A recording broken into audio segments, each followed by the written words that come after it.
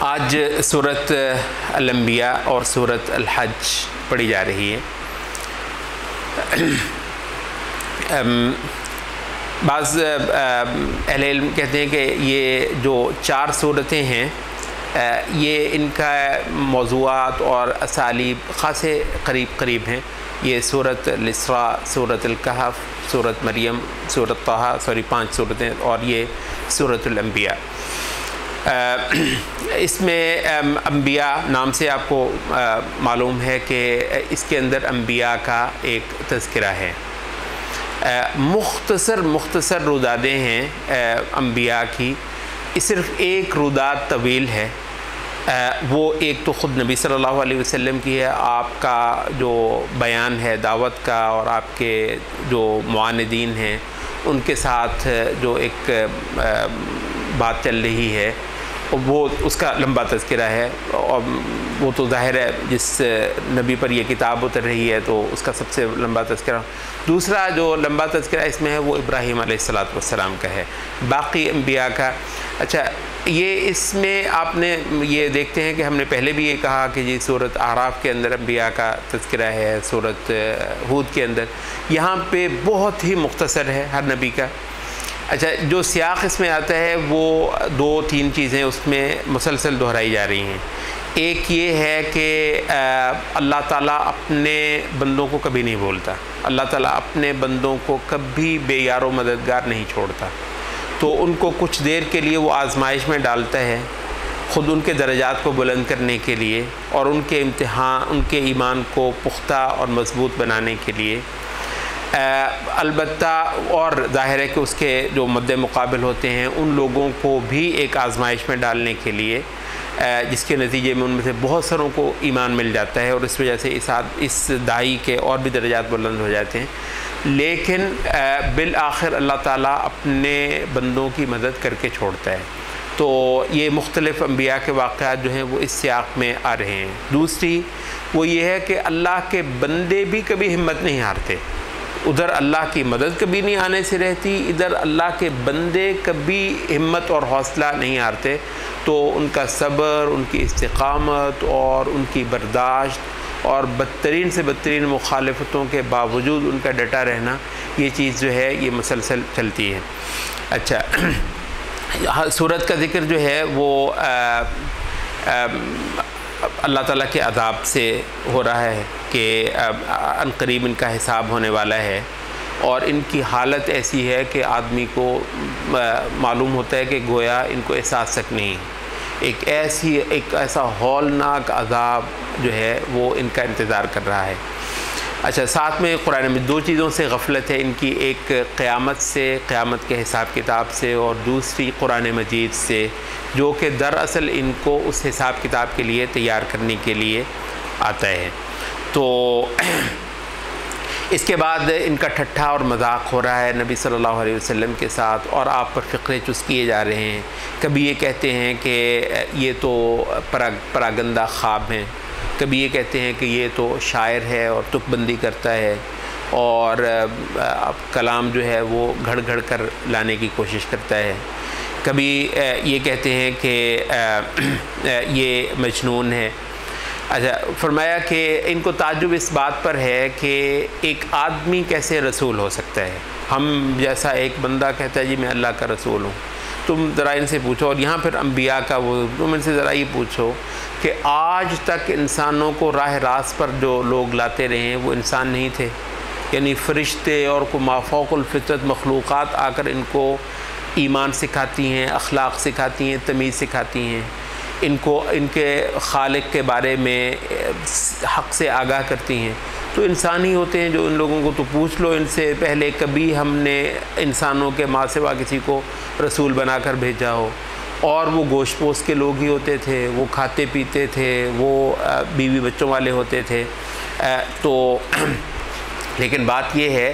کہ ایسے ہی آدمی کے ایک لمبی دعوت دینے کے انجام میں آخر کار ہمارا عذاب جو ہے وہ آ جاتا رہا۔ اب یہاں پر دنیاوی عذاب کا بھی ذکر ہے، پہلے شروع کے اندر اخروی عذاب کی بات ہو رہی ہے، کیونکہ اصل ڈراوا اخروی عذاب سے ہی ہے۔ قریش کے بھی بہت سارے لوگ جو ایمان نہیں لائے تھے دنیاوی عذاب کے آنے سے پہلے مر بھی گئے تھے، ظاہر ہے وہ جہنم میں جانے والے ہیں اس وجہ سے کہ وہ نبی صلی اللہ علیہ وسلم پر ایمان نہیں لے کر آئے تھے، اور جن پر عذاب آیا بھی ہے مطلب وہ ان کو ایک ذلیل خوار اور رسوا کر کے دنیا کا عذاب ان پر آیا ہے، لیکن بات یہ ہے کہ دنیا سے تو ان کو بہرحال جانا تھا، تو یہ جو دنیا کا عذاب ہے وہ ایک حد تک ہی ڈراوا ہے۔ اصل عذاب جو ہے وہ ہے کہ جس میں آپ بار بار کہتے ہیں کہ خدایا موت ہی دے دے، یعنی وہ سب سے بری چیز جس سے آدمی یہاں پر بھاگتا ہے وہاں سب سے بڑی نعمت اس کو نظر آتی ہے۔ تو آخرت کے عذاب کا جو ہے وہ شروع میں ذکر ہوا، پھر دنیاوی عذاب کا ذکر ہوا، اور اس کے بعد پھر توحید کا ایک سبق جو ہے وہ شروع ہو جاتا ہے کہ تم ذرا یہ بھی دیکھو کہ جتنے انبیاء ہیں انہوں نے جو باتیں کی ہیں ان لوگوں کو کیا کی ہیں، سب نے لوگوں کو ایک خدا کی بندگی اور عبادت سکھائی ہے، اور اللہ کے ماں سوا جو ہستیاں ہیں ان کی پوجا سے ان لوگوں کو منع کیا ہے۔ تو اور جہاں تک رہا عبادت کا تعلق تو ہمارے پاس اتنی مخلوقات ہیں اپنی عبادت کروانے کو، فرشتے ہیں جو کبھی تھکتے ہی نہیں ہیں، مسلسل ہماری تسبیح ہی کیے جاتے ہیں، اور فرشتوں کی عبادت کا بھی جو ذکر ہوا ہے وہ دو طرح کی عبادت کا ذکر ہوا ہے، ایک تو یہ ہے کہ مسلسل ہماری پاکی اور ہماری تسبیح بیان کرتے ہیں اللہ تعالیٰ فرماتا ہے، اور دوسرا یہ ہے کہ ہم جو حکم دے دیں اس سے کبھی سرتابی نہیں کرتے، عین جو بات ہم کہہ دیں اس کو کر گزرتے ہیں۔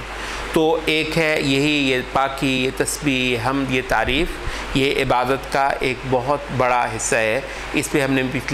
بھی پچھلی چند مجالس میں وہ کیا، خاص طور پر یہ رمضان، اس کی یہ راتیں، یہ سجدے، تو اس کے اندر عبادت کا یہ جو معنی ہے تسبیح کا، پاکی بیان کرنے کا، تو وہ ہے، تو فرشتوں کی عبادت کا یہ حصہ جو ہے وہ بیان ہوتا ہے۔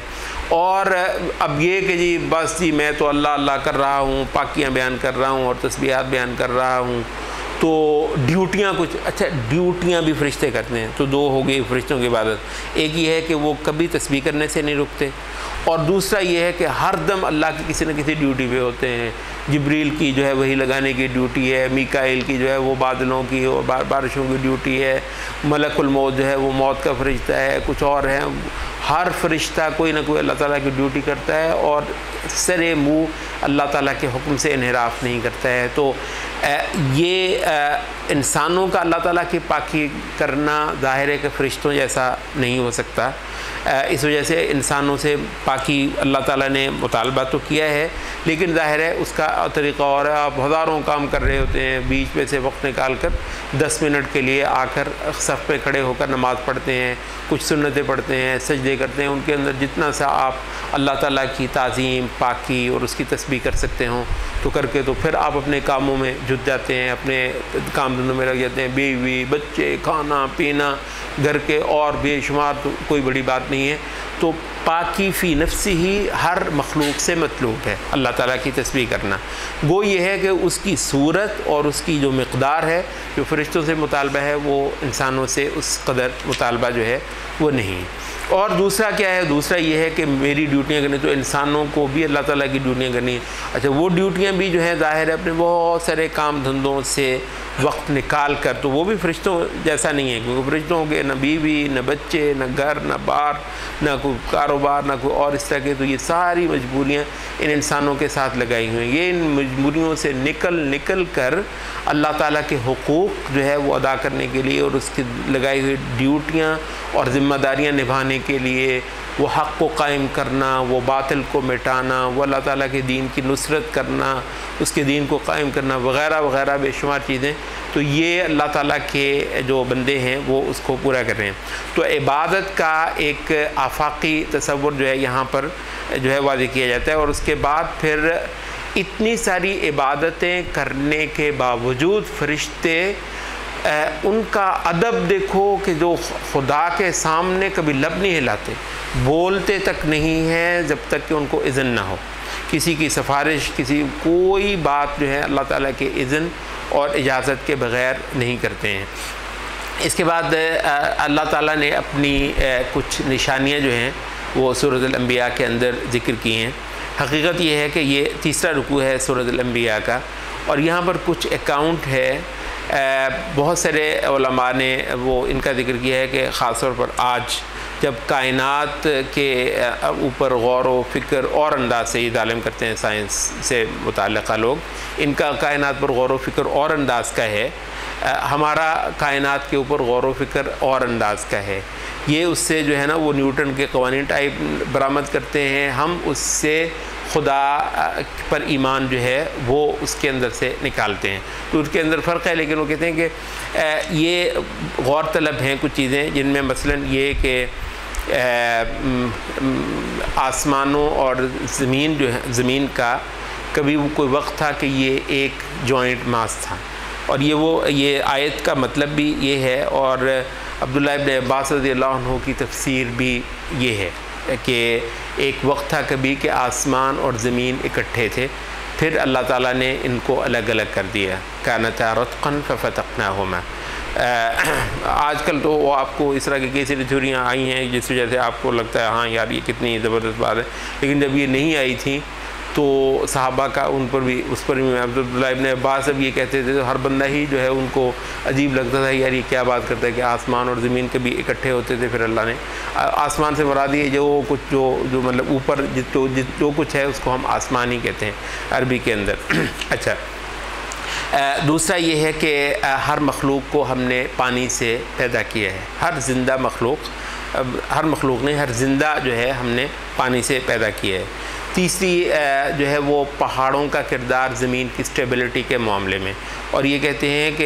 یہ ہم آیات پڑھتے تھے کہ جی ہاں میخوں کی طرح گاڑ دیے ہیں جو زمین کو لڑکنے سے بچاتے ہیں، تو یہ ظاہر ہے ہمارا ایمان بالغیب تھا تو ہم اس پر ایمان رکھتے تھے، وہ لمبی چوڑی سمجھ نہیں آتی تھی، لیکن یہ پہاڑوں کا زمین کی سٹیبلٹی کے اندر جو رول ہے کہتے ہیں بہت ریسنٹ ہے، کوئی 100 سال سے زیادہ پرانا نہیں ہے، یہ سارا جیولوجی کا جو علم ہے، اور دنگ رہ گئے ہیں کہ پہاڑوں کا جو رول ان آیات کے اندر ہے، اور جس کو ہم محض ایمان بالغیب کے طور پر لیتے تھے، یہ کچھ تھوڑا سا جو انسانوں کو نظر آیا تو کتنا زبردست ہے، اور یہ وہ ایسی چیز ہے ہی نہیں کہ جو ایک آدمی استغفر اللہ اگر کسی نے قرآن گھڑا ہوا ہو تو وہ ایسے بیٹھے اور اس کو جو ہے نا یہ چیزیں آ جائیں، تو یہ کوئی علیم اور خبیر ہے جس نے واقعتاً پہاڑوں کو ایسا بنایا ہے، تو وہی بات اس زمانے میں اتار سکتا تھا۔ تیسری جو چیز ہے وہ ہے رات دن سورج چاند کی تخلیق، اور یہ کہ ان میں سے ہر چیز جو ہے ایک فلک میں تیر رہی ہے، ان کا گردش کرنا اور حرکت کرنا ایک خاص مدار میں اور ایک فلک میں۔ اچھا، یہ کچھ چیزیں جو ہیں اللہ تعالیٰ کی کچھ نشانیاں، وہ کہتے ہیں کہ اس دور کے اندر ان مقامات کو اگر آدمی تھوڑا سا بھی غور کرے تو اس کے لیے بہت کافی ہوتا ہے کہ یہ کلام ہو نہیں سکتا کہ یہ اللہ تعالیٰ کا کلام نہ ہو جو اس نے اپنے نبی پر اتارا۔ عذاب کے لیے ان کا جلدی مچانا، یہ بار بار اس کا اس صورت کے اندر ذکر ہوا ہے کہ لے آؤ، پھر ہے کب بتاؤ، بھی بولتے ہی جا رہے ہو لے آؤ اگر عذاب ہے، تو کہا کہ ذرا تم صرف اگر تصور کر لو اس وقت کا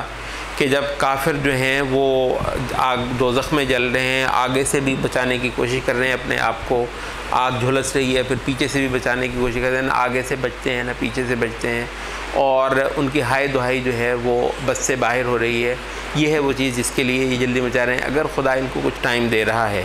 کہ ان میں سے چلے کچھ ہی لوگ اسلام قبول کر لیں، اور ظاہر ہے کچھ لوگوں کو یہ فائدہ ہوا یہ عذاب کو مؤخر کرنے کا، تو یہ وہ چیز ہے کہ جس کی وجہ سے ان لوگوں کو یہ دھوکہ یا یہ فریب ہو گیا ہے کہ یہ جو نبی جو ان کو دھمکیاں دے رہا ہے استغفر اللہ وہ فضول ہیں۔ ابراہیم کا جو قصہ یہاں پر جو بیان ہو رہا ہے علیہ السلام، وہ ان کا اپنی قوم سے پہلے تو ایک مناظرہ ہے کہ یہ جو ساری ہستیاں ہیں یہ تمہیں دیتی کیا ہیں اور تمہیں نقصان کیا پہنچاتی ہیں، اور تم ان کی عبادت کرتے کیوں ہو، کس نے کہا ہے، کس نے تمہیں بتایا ہے۔ اچھا، اس کے بعد پھر ابراہیم علیہ السلام کا ان کے عبادت خانے میں جا کر ان کی غیر موجودگی میں ان کے بتوں کو توڑ دینا، اور جب وہ واپس آتے ہیں تو اپنے بتوں کو پاش پاش دیکھتے ہیں۔ اب یہ ہے جس یہاں پر ایک سبق ہے یہ جس کو آپ رواداری کہتے ہیں. کہاں جائیں گے ابراہیم علیہ السلام کی قصے کی تلاوت کرنے والی امت جو یہ ٹالرنس، شرک کے ساتھ ٹالرنس، حیرت کی بات نہیں ہے. اس کے سبق کون دے رہے ہیں؟ مسلمان دانشور. شرک کو ٹالریٹ کرو، ماشاء اللہ شرک کو ٹالریٹ کرو. یہ کہاں جائیں گے آپ؟ وہ جو ہے بتوں کو، ان کے بتوں کو پاش پاش کرتے، کیونکہ ابراہیم کو اپنی نماز نہیں اچھی لگتی تھی. اپنی نماز پڑھو، اللہ اللہ کرو، نہ کسی کے سر آؤ نہ کوئی تمہارے سر آئے. مطلب ہے یہ تم اس جہان کے اندر رہو. یہ گلوبلائزیشن کے سبق پڑھو تھوڑے سے. تو وہ اس کو کرتے ہیں اور واپس آ کر وہ جب کہتے ہیں کہ کیا کس نے ہے اور کھول رہے ہیں وہ غصے سے، تو وہ کہتے ہیں کہ ایک ہی ہو سکتا ہے، ایک نوجوان ہے جو ان کا ہمیشہ ہی برا تذکرہ کرتا ہے، اس کا نام ابراہیم. وہ کہتے ہیں لے کر آؤ اور قوم کے سامنے اس کو حاضر کرو، وہ دیکھے کہ اس کا پھر انجام ہوتا کیا ہے. یہاں تک کہ وہ ان کے ساتھ وہاں پر بھی وہ ہوتا ہے کہ وہ کہتے ہیں کہ ان کے بڑے نے کیا. وہ کہتے ہیں یہ تو ہل ہی نہیں سکتا. تو کہتے ہیں ماشاءاللہ ہل نہیں سکتے اور یہ کچھ کر نہیں سکتے. اچھا ان سے پوچھ لو. کہتے یہ تو جواب بھی نہیں دے سکتے. تو پھر ان کو پوچھتے کیوں ہو؟ تو جب وہ ہر طریقے سے لاجواب ہو جاتے ہیں تو اس کے بعد ان کو جلاتے ہیں، جلانے کی کوشش کرتے ہیں، چتا جلا کر ان کو اس میں پھینکتے ہیں. اور یہاں وہ مقام ہے جس میں اللہ تعالیٰ فرماتا ہے کہ ہم نے آگ سے کہا کہ اے آگ سلامتی بن جا تو ابراہیم کے لیے اور ٹھنڈک بن جا. تو آگ جو ہے ٹھنڈک اور سلامتی ابراہیم علیہ السلام کے لیے بن جاتی ہے. اس کے بعد ابراہیم کو نجات دلا کر تو ارض شام کی طرف اللہ تعالیٰ لے جاتا ہے اور وہاں پھر ان کو اولاد بھی نصیب کرتا ہے، حتیٰ کہ اسحاق اور ان کی پھر آگے اولاد ان کا بھی ذکر ہوتا ہے. پھر لوط علیہ السلام کا بہت مختصر سا ذکر ہوتا ہے کہ وہ انہوں نے کیسے استقامت اختیار کی اور وہ جو قریہ کانت تعمل الخبائث، جو خبیث حرکتیں کرتی تھی، آخر ہم نے ان کو تباہ برباد کر کے رکھ دیا. پھر نوح علیہ السلام کا بڑا مختصر سا ذکر ہے، داؤد، سلیمان، ایوب علیہ السلام اور اسماعیل، ادریس، پھر یونس علیہ السلام. یہ جو آیت کریمہ جسے ہم کہتے ہیں وہ یونس علیہ السلام کا مچھلی کے پیٹ میں جا کر پھر اللہ تعالیٰ کو پکارنا، لا الہ الا اللہ. یہ لا الہ الا اللہ کا بیان سورۃ الانبیاء کے اندر خاصا بار بار آتا ہے. شروع کے اندر جو ہے نا وہ ہم نے بھی وہ توحید کا ذکر کیا تھا، جہاں فرشتوں کی عبادت کا ذکر ہے اور جتنی باطل ہستیاں ہیں انبیاء کا آ کر ان سب کا انکار کرنا. تو لا الہ الا اللہ کی قوت جو ہے، اور یہی وجہ ہے کہ بعض احادیث کے اندر بھی یہ بات آتی ہے کہ اگر سارے کے سارے آسمان جو ہیں یہ مل کر ایک جوائنٹ ماس ہوتا، ایک حلقہ ہوتا، تو لا الہ الا اللہ وہ چیز ہے کہ پھر بھی ان کو پھاڑ کر گزر جاتا. اللہ تعالیٰ نے لا الہ الا اللہ کے اندر وہ قوت رکھی ہے. تو میں پیٹ میں ایک بندہ لا الہ الا اللہ کو سہارا بناتا ہے اپنا،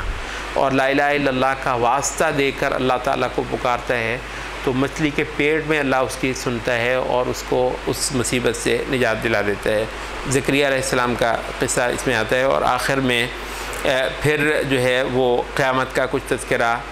دوبارہ آتا ہے. یاجوج اور ماجوج کا بھی کچھ ذکر آتا ہے کہ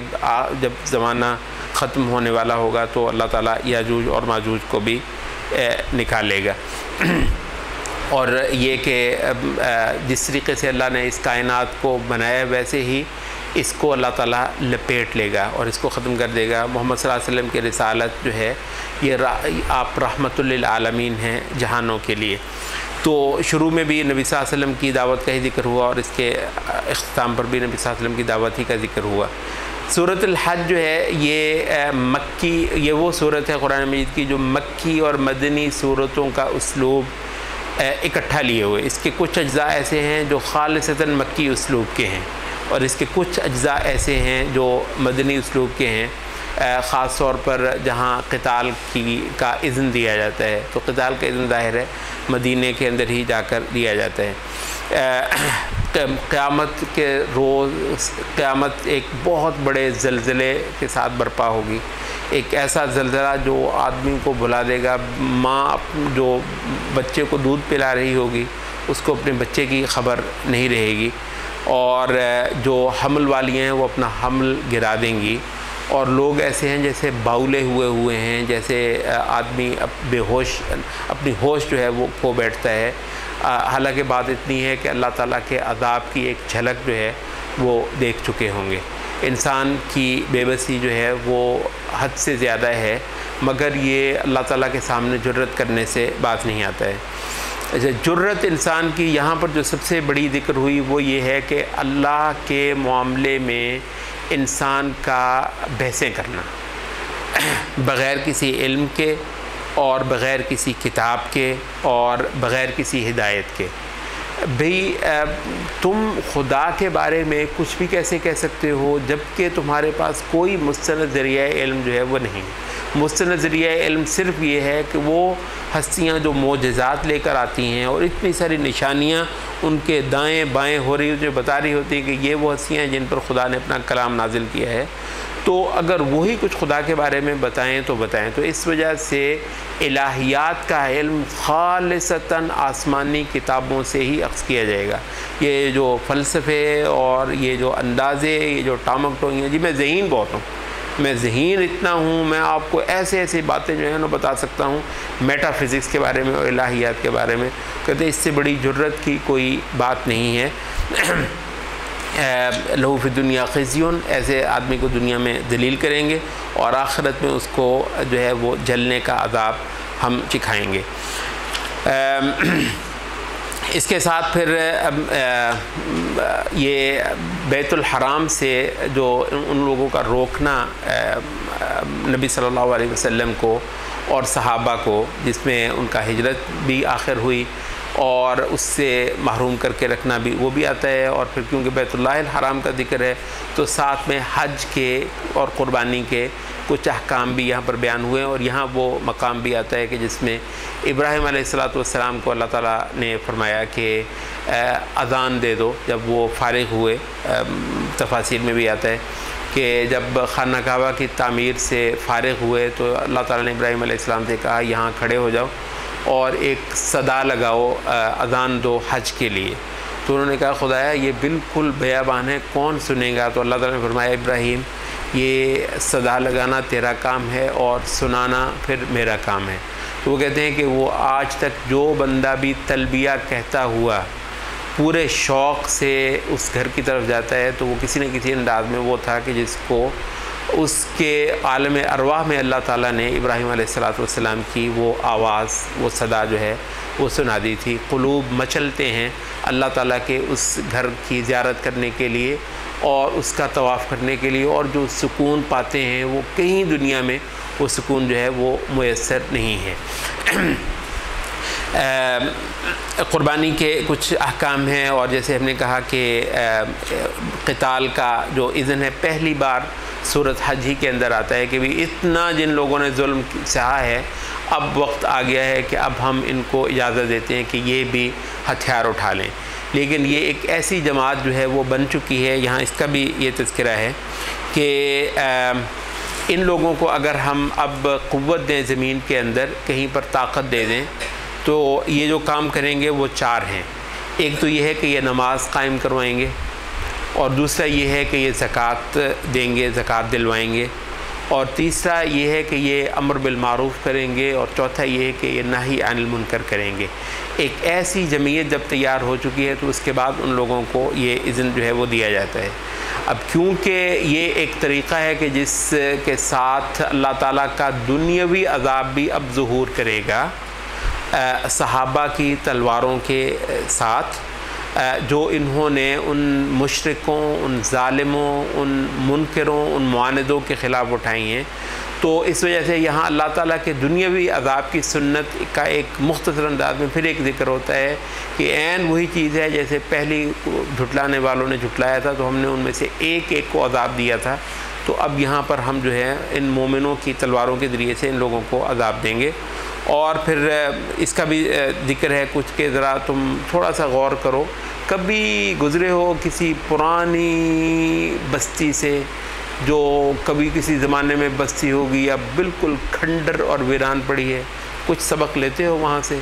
یہ جو تمہاری تہذیبیں جی 109 منزلہ بلڈنگ، او جناب وہ فلک شگاف عمارتیں اور وہ دھوم دھام اور راتوں کو روشنیاں اور ایسے ایسے وہ نائٹ کلب، جیسے دن یہاں پر دن ہی دن ہے، رات جڑی نہیں ہے، تو کبھی تم نے دیکھا کہ وہ بستیاں جو بالکل ویران اور سنسان ہیں، حتیٰ کہ فرمایا وہ بئر معطلہ، وہ کنواں جو ہے ان پر پانی بھرنے والی آپ کہاں ہیں؟ کبھی سوچا ہے کبھی وہ ٹوٹا ہوا کنواں، وہ ایبانڈنڈ، وہ سارے وہ جو محلات ہیں، وہ جن پر ٹکٹیں لگا دیتے ہو تم، وہ محلات جو ہیں جن کو لوگ اب مطلب ہے ان کے اندر جانا، ان کے اندر سے ایک آسیب زدہ ایک تاثر ملتا ہے، ایک وحشت آتی ہے، ایک خوف آتا ہے۔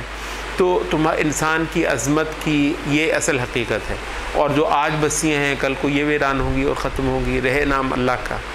یہ حقیقت کس کو سمجھ آتی ہے؟ اللہ کا ذکر کرنے والوں، ان مومنوں کو جو قرآن پڑھتے ہیں، ان کو اس دنیا کی حقیقت جو ہے وہ نظر آ جاتی ہے۔ وہ دنیا میں بھی اللہ تعالیٰ کی پکڑ سے ڈرتے ہیں اور آخرت کے اندر بھی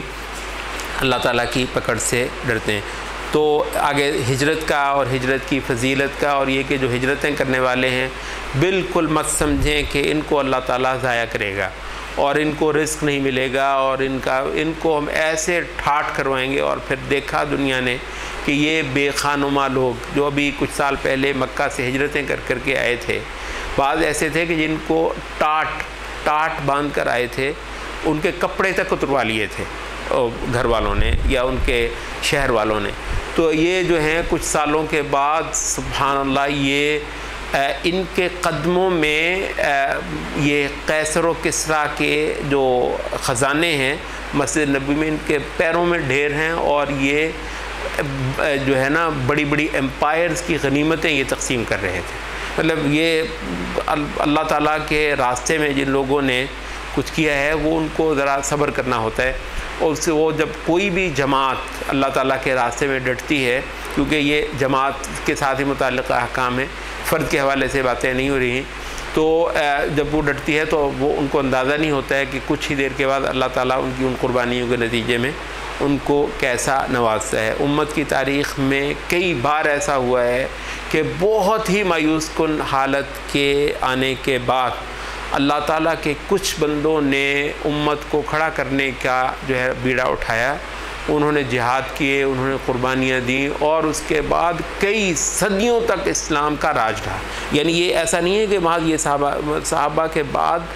بہت بار یہ ایسا جو ہے نا وہ ہوا ہے کہ کچھ لوگوں نے چند نسلوں نے اٹھ کر زور لگایا، تو اس کے بعد پھر بہت ساری نسلوں نے مزے کیا اور آرام کیا، اور وہ جو ہے نا الذی اطعمہم من جوع وآمنہم من خوف، اللہ تعالیٰ نے ان کا جو ہے نا وہ تمام دکھ، درد، خوف، مصیبتیں، پریشانیاں ساری کے ساری دور کر دی، ان کو مکمل خود کفیل کر دیا اور کافروں کو پر بالا تر کر دیا۔ تو 20 بار ایسے واقعات جو ہیں وہ ہوتے ہیں۔ تو اللہ تعالیٰ کے راستے میں جہاد کرنا، ہمت دکھانی، جرت دکھانی، اور کافروں سے نہ دبنا، کافروں سے بالکل نہ دبنا،